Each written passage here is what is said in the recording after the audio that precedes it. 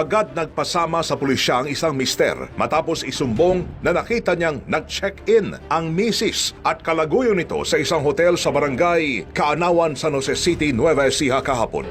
At nang mabuksan ang kwartong tinuluyan ng dalawa, tumambad agad ang hubot-hubad na katawan ng isang babae. Agad siyang kinumpronta ng mister habang ang kasama naman ito sa kwarto nakatakbo agad sa palikuran at doon nagtago. Bakit seryoso? Seryoso! Ano ba?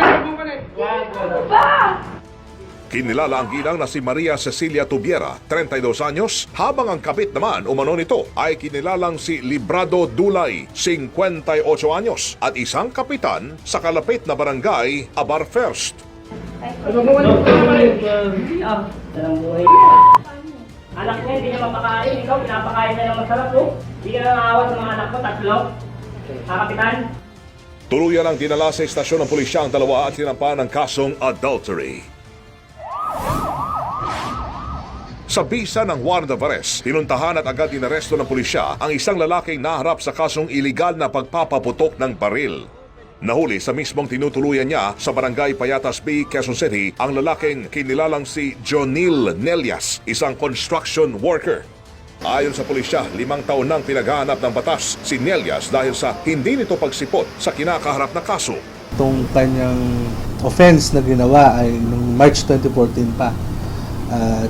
Sabi niya, hindi niya alam na meron palang pagdinig ng kaso na nangyayari. Pero kaya hindi niya ina-attend yung kanyang hearing. So eventually nilabasan siya ng warrant. Nagugat ang reklamo matapos umanong magpaputok ng baril si Nelias sa kanilang lugar. Tuluyan siyang inireklamo ng kanyang mga kapitbahay na nauwi sa pagkakakaso. Pero git ng sospek, hindi siya nagtago sa batas. Hindi po talaga ako nagpaputok ng baril. Hindi ko lang alam kung kailan ako nireklamo. Basta itong bigla lang ako ninuli kanina.